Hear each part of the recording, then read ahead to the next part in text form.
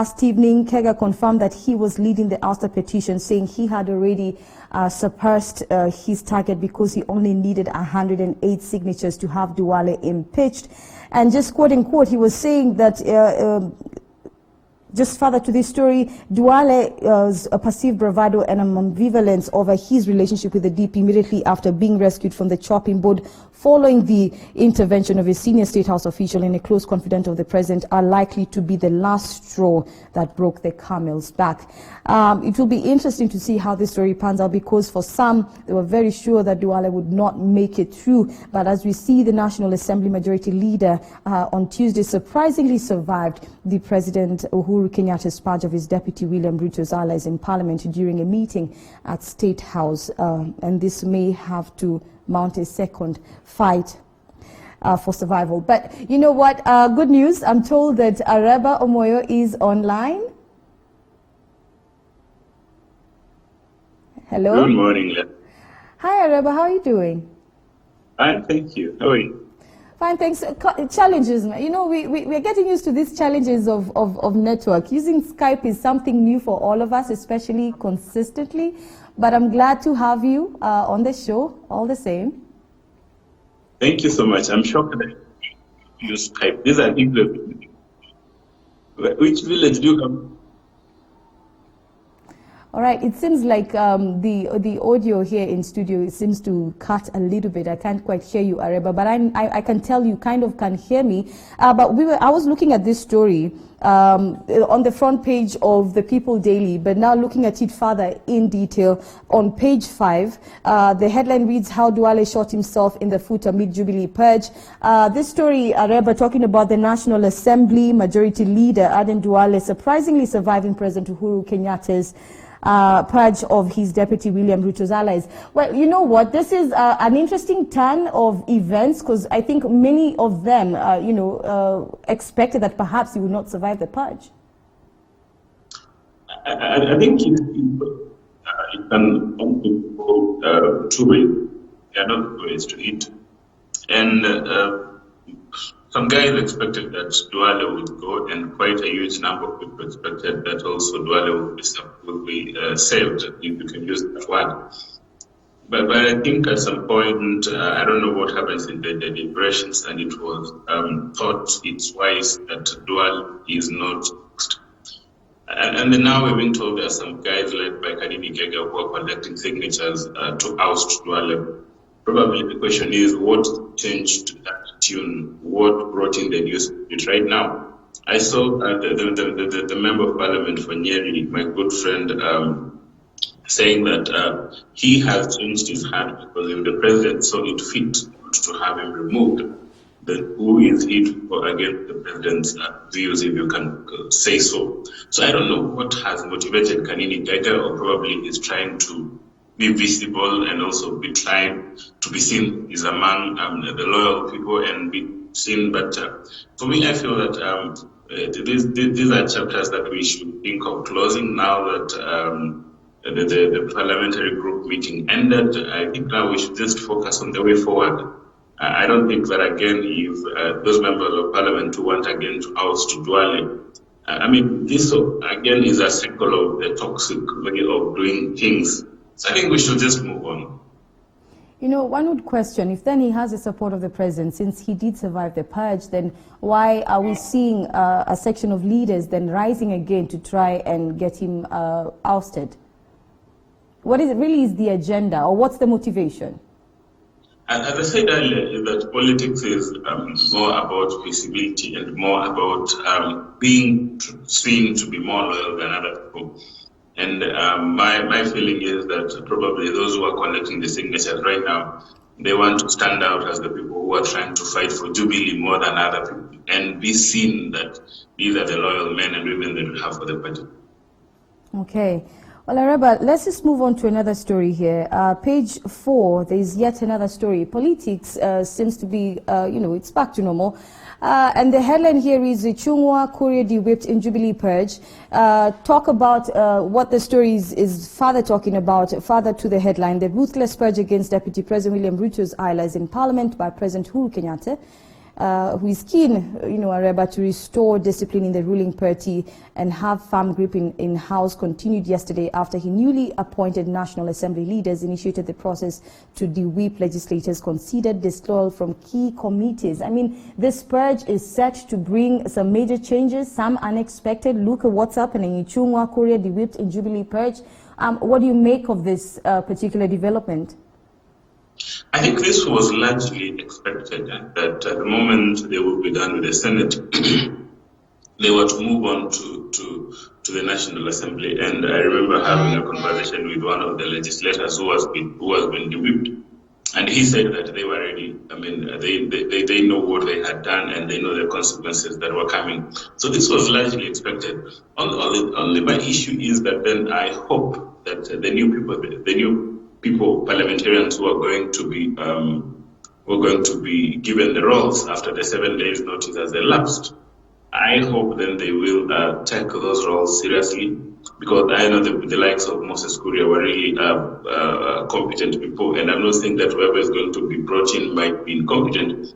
All I'm saying is that let's hope that they're able to match the skills of the people who they will propose to those committees, so that at the end of the day, and as the president said, at the end of the day, is that what he wants is to push the Jubilee agenda to the people. And hey, I said this a couple of weeks ago. If there is anybody who's standing in the way of having service delivery for the Kenyans, then it's time he ships out. All right, and you know this story, further talking about more than 20 legislators allied to the deputy president faction have been accused of undermining the president and are now said to be targeted, Areba, for removal from their roles as chairs and vice chairs of key House committees. I mean, a new government, would you say, is being created right now? Entirely a new government, perhaps? I think you cannot say there is entirely a new government. If you look at the composition of those committees, they're composed by members seconded by political parties.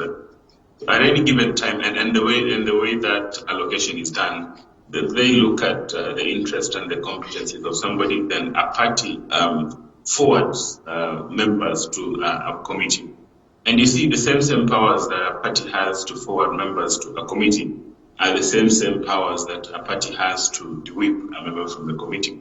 You cannot entirely call it a new government, but I'm a bit afraid in terms of the issue of institutional memory. Then we're having a committee where both the chairperson and probably the vice chairperson might be de-whipped. I've not seen such a case. And then the issue of leadership also comes in terms of how the Jubilee is going to ensure that the leadership of that particular committee is appraised with what was going on before and is consistent with the mandate of that committee.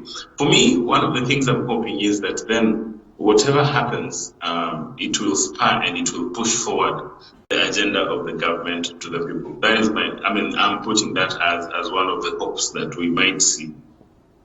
Areba, I think for some, it has been the question of course, there's been talks about what the president is doing right now is basically instilling discipline.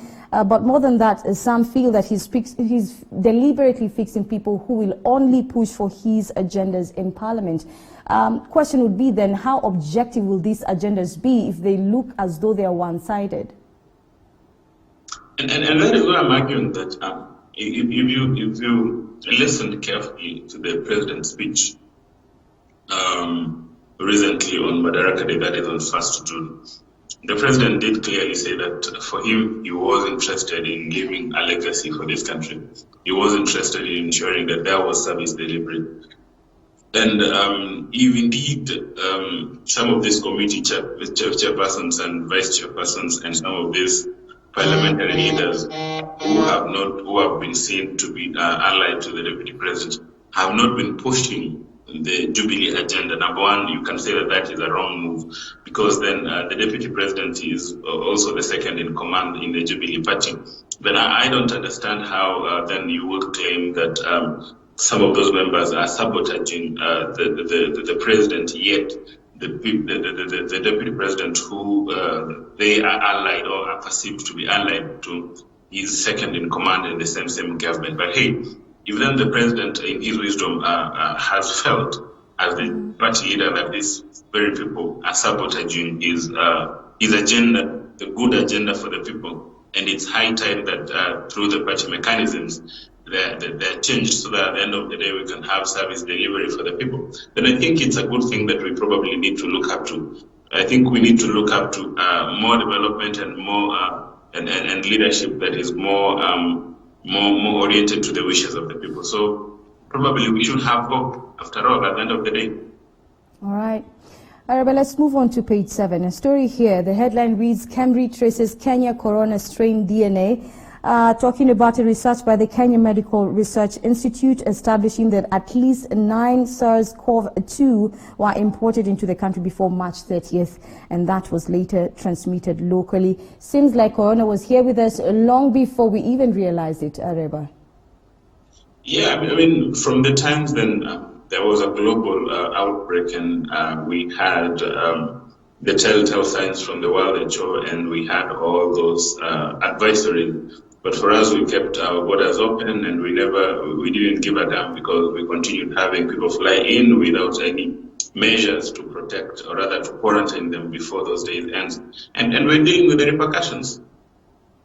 And you know, this story talks about the community transmission, which there has been concern that a lot of these cases are resulting from community transmission. Talk about the fact that perhaps we could have done better way before, if then there was already cases in the country that we did not even know about, Araba. What would you say about the government's preparedness, and like you've mentioned, in terms of response to crisis or situations that would likely affect Kenyans? I think I've said, and I'm record of saying before, that our disaster management and our emergency response is quite wanting. And I hope that with this pandemic, we get to sit down and take stock of our emergency and disaster response, because we spend more time in preparing to respond to the disaster and the emergency, and we forget to the actual response of the disaster and the pandemic. So, I mean, this is an issue we have all raised up, that our level of response is quite wanting. And we probably need now, you know, the reason why it has been wanting is that we have never been faced with such a calamity. And we have been preparing to be faced with, and now we're faced with a calamity. So, I mean, it's high time we prepare for our A game for the future. You know, there are some Western countries which had prepared for such calamities, but at the end of the day, they were still taken on their knees. So whereas I agree that this is something new and our emergency response is wanting, but then we also need to give it to the government that we have tried the best we can. But hey, we could have done better from the one go. Mm-hmm. Well, page 8, further to this story, there's another story related to coronavirus, and the headline here reads, Kenyans back to old habits amid a big recovery leap. I mean, we look like perhaps we're making strides, Reba, but you know, Kenyans may not be still taking containment measures seriously, at least to you know, maintain the leap that we have already made so far. I think we're back to normal. The usual traffic jams. You walk around town, everybody's back to business, and if you walk to restaurants, they're jam-packed. There is a particular club which you find people are so jam-packed, and I think Kenyans are back to normal, which is a bit worrying, because I mean, even other countries, even if they're trying to reopen, they've still been putting measures so that as they reopen, then they don't have a spike in terms of the infections and in terms of the death rates. So whereas Kenyans are back to normal, we still need to practice the protocols which have been given by the experts. I'm not an expert in that, but I feel that Kenyans were taking this too lightly, which is not a good thing. And talk about Kenyans taking it lightly. There's been a concern among the truck drivers that are being tested at the border point, Araba, and the concern here being the snarl-up that's being created at the border point. Of course, the concern of further transmission, you know, because there are a lot of crowds there of people waiting to get a pass to get across the borders. Of course, when this issue of trucks came like 2 or 3 weeks ago, one of the issues I raised is that the moment then we crowd the truck drivers in Busia or in Namanga or in whichever border, we are exposing the local community to a risk. Because when these truck drivers are there, they of course have to get to social amenities. They have to get to shops for foods and water. And if then one of them is a carrier of the disease, then there's a likelihood that it's going to be transmitted and it finds its way into the local community. So yes, I agree that the truckers, wherever they are on the border posts, posing a risk to the communities, whether in Kenya, Uganda, or Tanzania, which are living near the border posts. So again, this is an issue that when we were coming up with measures to deal with this, as the East African community, this is an issue that we could have come up with once and find a solution, so that if we are testing the truckers and the source of where they're picking their goods from, so that if it's Mombasa or another border post or where, so that we reduce the number of drivers that we have congested at the border. Right now, I'm being told at some point that we have truck drivers like the snarl up of close to 15 or so kilometers, which means all of them are there. So what happens to the local community? Okay. Page 17, this is our last story. On page 17, a headline here reads, "Why working from home could become a daily norm." Further to this story, talking about COVID-19 pandemic would have given a new lifeline to farms eyeing an opportunity, Areba, to cut costs as working from home becomes a new normal. You know, at one point, probably no one would have ever thought that some companies or some employees would be working from home. Ever, it almost looked like it was a luxury for a selected few, but now it's becoming a norm. Of course, I think the new norm has seen people set up desks at home and have all that is needed for them to be able to work up from home. I know one of my colleagues works for some corporate company who has never left the house or to go to the office. So this new norm will come with its advantages and disadvantages. I think companies are going to realize that there is no need of having people here in the office when they can work from wherever they are. So this is a new normal that we have to deal with. Interesting. And because of this, this story talks about how multinationals are able now to save up money, especially money that they could have been using in renting spaces. And, you know, I think that for me, the idea is how then do you keep people accountable in terms of meeting their deadlines, meeting their targets? I think that will be the key factor there in terms of now making sure things are still running smoothly for most of the multinationals. Of course, they're developing systems to ensure that the number of billable hours or the number of hours that you work per day, they're still consistent, so that when you go to be in office. So still people are being pushed to meet their deadlines. And you see with such new circumstances, we're getting creative ways of handling some of these issues. So whereas it's a challenge, but it's an opportunity which multinationals and other companies are trying to explore. You had there some companies which have told their employees they'll never have to go back to the office up to 2021. So they'll have to work remotely from wherever they are. And it's an advantage in one way or another. Sometimes I'm just in the house. I don't have to worry about having meetings in the office because I can get to my desk at home, set up meetings, go online, send documents, they're stamped and such. So, I mean, it's something that we have to be ready and we have to explore. It's something that is, I mean, it's a new normal, as I can say. All right, Areba Omoyo, thank you so much for making time. Always a pleasure. Good morning. Have a good day. You too. Have a good day. Political commentator there, Areba Omoyo, just helping us understand some of the stories making headlines in the dailies today. Right now, I want us to take a short break. When we return, we take a look at other stories that are making headlines, just in case you did not get to know what was happening yesterday.